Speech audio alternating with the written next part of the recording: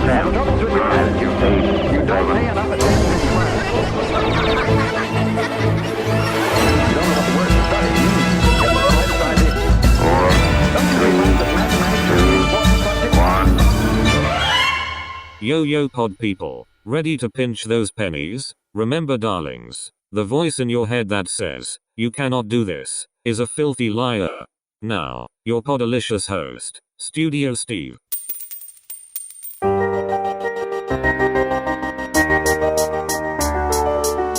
Hey there, podcast people. Studio Steve here with a quick and fun episode all about podcasting on the cheap. One of the things that is so great about podcasting is that even at the top professional level, the production costs are relatively small, especially when compared to the production costs of other types of media. There are many people who ask, can I make a podcast for free? Or what is the cheapest way to start up a podcast? So on this episode, we'll answer those questions and chat a little bit about penny pinching alternatives, what's possible, and what kind of audio you can achieve on the dirt cheap. We'll cover 4 main points: computer, microphone, free DAWs or software, and free web hosting. First off, computer. Frankly, there really isn't a way to podcast for free. This is because at very least you will need a decent computer. Now, the majority of people interested in starting a podcast already have a computer, so when they say free or cheap, that's not including the price of the computer. If you don't already have a computer, then you'll need to budget in around $1,000 for your most basic of computers. This brings up another increasingly common question. Can I podcast using my smartphone or my tablet? Actually, this is such a common question that we are putting out an episode all about it on Season 2. So check back for that one. Okay, so you have a computer. Now you're going to need a few other things at the bare minimum. Next on the list, a USB microphone. A USB microphone. USB microphone.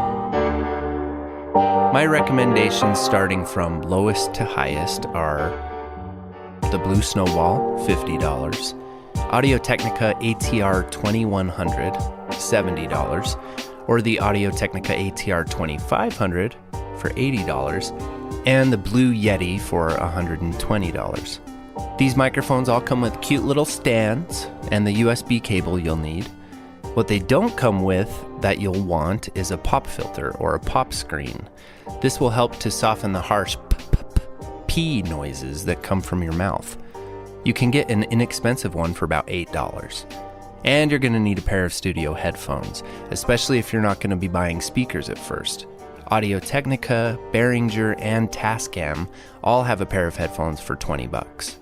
So, this basic setup, you'll need $80 to $150. Now, it's important to remember that this is for one microphone, which means you'll only support one voice.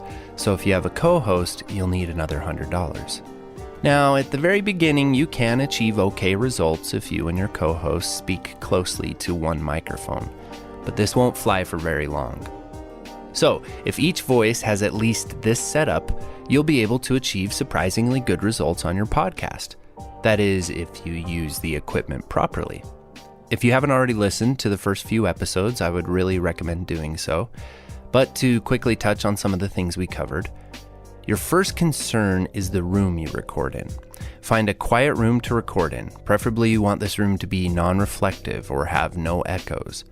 Also, avoid recording in rooms with loud air vents or refrigerators or anything that hums and buzzes. Even though you will be speaking close to the microphone, the mic will still pick up all those background noises.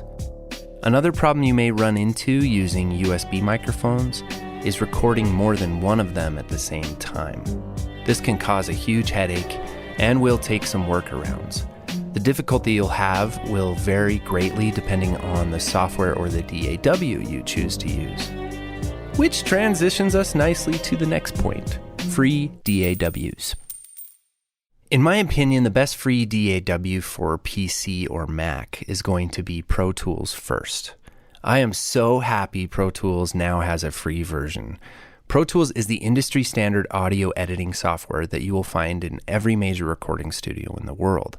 and Pro Tools First has the same layout and basic functions. There are limitations, but nothing compared to the limitations of your other free options. The next best, in my opinion, would be GarageBand, only available on Mac. And then finally, Audacity.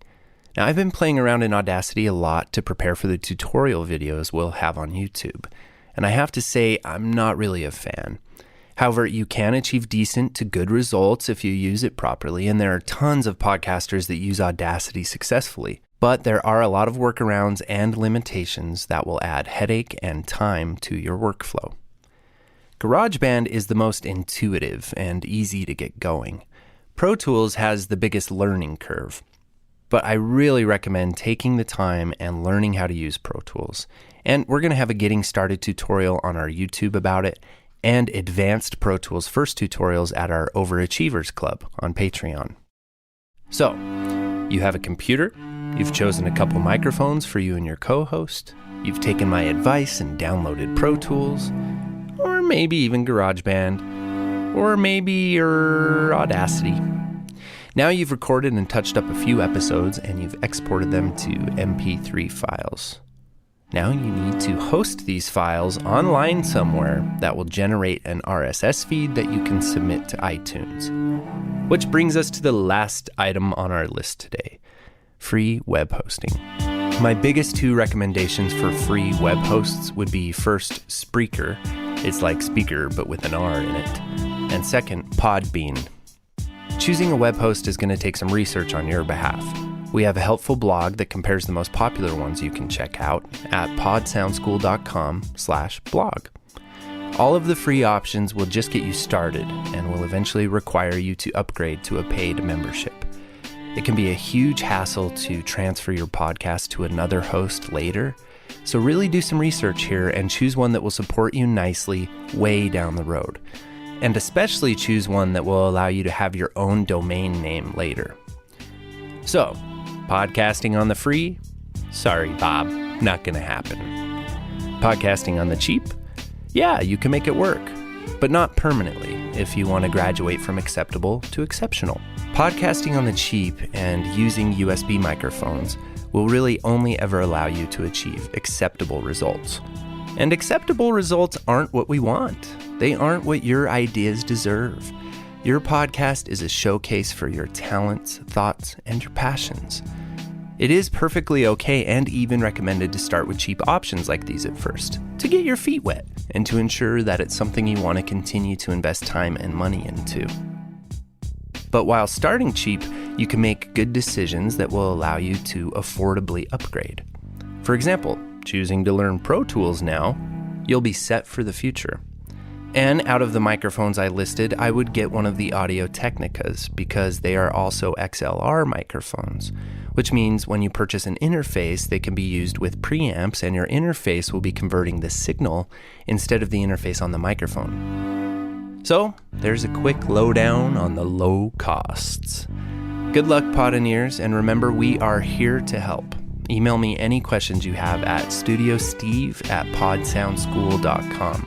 And be sure to come over and join the Overachievers Club at patreon.com/podsoundschool and help yourself and our podcast family grow. Check out our blog, podsoundschool.com/blog, and come check us out over on YouTube. I have posted the links to the microphones we talked about on this episode and to the Pro Tools First download on this episode's webpage, which you can find at podsoundschool.com/podcast. Happy casting, friends, and we'll catch you next time. Almost done with Season 1 podcasters. Next we're going to cover digital audio workstations, and then you are ready to get creating, recording, and editing. How fun! And remember, no matter how slow you go, you're still lapping everyone sitting on the couch. Learn from valuable learning experiences. Interest in work for which Learners see a purpose, provides its own discipline.